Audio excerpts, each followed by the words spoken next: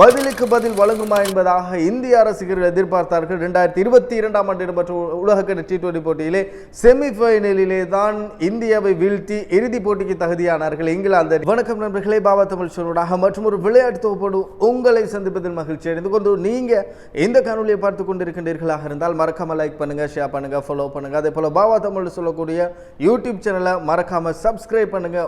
உங்களுக்கு பெருமதியான ரீலோட் வேணும் அலஃபருதீன் நவாஸ் மல்டி சூப்பர் மூலமாக வழங்கப்படுகின்ற பெருமதியான ரீலோட் வேணுமாக பாபா தமிழ் சொல்லக்கூடிய யூடியூப் சேனலுக்கு போங்க, பேசி சப்ஸ்கிரைப் பண்ணி அங்க கேட்கப்படுகின்ற கேள்வி, அதாவது இம்முறை இடம்பெற்றுக் கொண்டிருக்கக்கூடிய உலக கிண்ணத்தின் இறுதிப் போட்டியில் எந்த அணி வெற்றி பெறுவார்கள் என்பதாக கமெண்ட்ஸ் வாயிலாக அங்க இருக்கக்கூடிய அத்தனை வீடியோக்களுக்கும் லைக் பண்ணிட்டு கமெண்ட்ஸ் வாயிலாக உங்களுடைய கருத்துக்களை பதிவிடுங்க.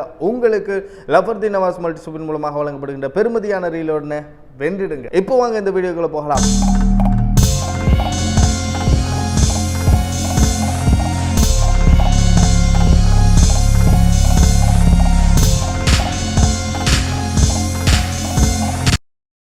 உலகக்கிண்ண கிரிக்கெட் சுற்று போட்டியினுடைய அற்புதமான போட்டி, அட்டகாசமான போட்டி, ரசிகர்கள் எதிர்பார்த்த போட்டி. இந்தியாவா இங்கிலாந்தா, நடப்பு சாம்பியன் இங்கிலாந்தா அதே போன்று இந்தியாவா என்பதாக எதிர்பார்க்கப்பட்ட ஒரு போட்டி இந்தியா வெர்சஸ் இங்கிலாந்து இடையிலான போட்டி இடம்பெற்றது. பதிலுக்கு பதில் வழங்குமா என்பதாக இந்திய ரசிகர்கள் எதிர்பார்த்தார்கள். 2022ஆம் ஆண்டு இடம்பெற்ற உலகக்கிண்ண T20 போட்டியிலே செமிஃபைனலிலே தான் இந்தியாவை வீழ்த்தி இறுதிப் போட்டிக்கு தகுதியானார்கள் இங்கிலாந்து அணியினர். அதே போன்று இதே செமிஃபைனலிலே 2024ஆம் ஆண்டு அதே செமிஃபைனல் பதிலுக்கு பதில் வழங்கி இருக்கின்றார்கள் இந்திய அணியினர் என்பது குறிப்பிடத்தக்க கூடிய ஒரு இடம். அந்த வகையிலே முதலிலே நாங்கள் ஸ்கோர் பார்ப்போமாக இருந்தால், முதலில் நாணய சுழற்சியிலே வெற்றி பெற்ற இங்கிலாந்து தலைவர் ஜோஸ் பட்லர் முதலில் கள்ளத்தடுப்பாட்டத்தை தேர்வு செய்திருந்தார். மழை பெய்து கொண்டிருந்தது. குறிப்பாக இந்த மைதானம் சுழல் பந்து வீச்சாளருக்கு சாதகமான மைதானம் என்ற கணக்கிலே தான் என்ன செய்திருந்தார், ஜோஸ் பட்லர் முதலில் கள்ளத்தடுப்பாட்டத்தை தேர்வு செய்திருந்தார். அந்த வகையிலே மழையும் பெய்ய சுழல் பந்து வீச்சுக்கு மிக மிக மிக சாதகமான ஒரு மைதானமாக போக போக மாறிவிட்டது.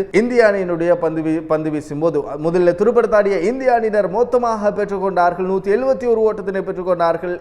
20 ஓவர்கள் நிறைவடைந்த சிறப்பான முறையில் துடுப்படுத்த ரோஹித் சர்மா 57 ஓட்டங்களை பெற்றுக் கொடுத்திருந்தார்.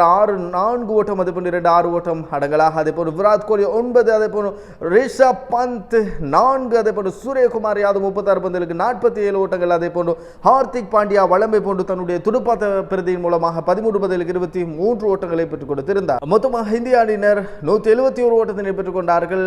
7 விக்கெட்டுகளை இழந்து 20 ஓவர்கள் நிறைவுக்கு வந்த நிலையிலே இங்கிலாந்து அணியுடைய பந்துவீச்சு பிரதியை நாங்கள் பார்த்தோமாக இருந்தால், ஜோஃப்ரா ஆர்ச்சர் 4 ஓவர்கள் பந்து வீசி 33 ஓட்டங்களை விட்டுக் கொடுத்து 1 விக்கெட்டினை கைப்பற்றியிருந்தார். அதே போன்று சாம் கரன் 2 ஓவர்கள் பந்து வீசி 25 ஓட்டங்களை விட்டுக் கொடுத்து 1 விக்கெட்டினை கைப்பற்றியிருந்தார். பதிலுக்கு துடுப்படுத்தாடிய இங்கிலாந்து அணியினர் வெறுமனே 103 ஓட்டங்களை மாத்திரமே பெற்றுக் கொண்டார்கள்.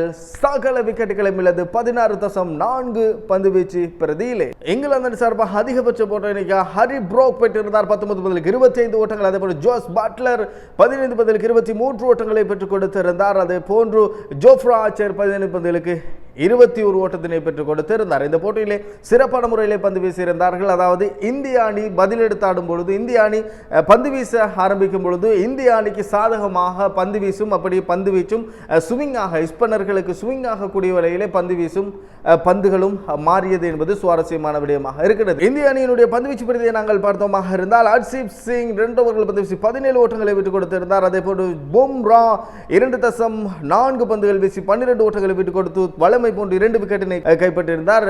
இன்றைய தினம் அக்சர் பட்டேல் சிறப்பான முறையிலே பந்து வீசியிருந்தார். குறிப்பாக அக்சர் பட்டேல் 4 ஓவர்கள் பந்து வீசி 23 ஓட்டங்களை விட்டுக் கொடுத்து 3 விக்கெட்டினை கைப்பற்றியிருந்தார். அதே போன்று குல்தீப் யாதவ் 4 ஓவர்கள் பந்து வீசி 19 ஓட்டங்களை விட்டுக் கொடுத்து 3 விக்கெட்டினை கைப்பற்றியிருந்தார். இந்த போட்டியிலே வெற்றியடைந்தார்கள். அதாவது இரண்டாவது அரையிறுதி போட்டியிலே வெற்றியடைந்து இந்தியா அணியினர் இறுதிப் போட்டிக்கு தகுதி பெற்றிருக்கின்றார்கள். இறுதிப் போட்டி, அதாவது சவுத் ஆப்பிரிக்கா அணியினருடைய இந்தியா மோத இருக்கின்றார்கள். சுவாரஸ்யமான போட்டியாக அமையும். இந்த போட்டியிலே பதிலுக்கு பதில் வழங்கி இருக்கின்றார்கள் இந்தியா அணியினர் என்பது சுவாரஸ்யமான விடயமாக இருக்கிறது. வெற்றியடைந்த இந்திய அணியினருக்கு பாபா தமிழ் சேனலூடாக, வெற்றியடைந்த இந்தியா ரசிகர்களுக்கும் பாபா தமிழ் சேனலூடாக மனமார்ந்த வாழ்த்துக்களை தெரிவித்துக் கொள்கின்றேன். இதே போன்று மற்றொரு சுவாரஸ்யமான காணொளியோடு உங்களை சந்திக்கின்றேன். நன்றி, வணக்கம்.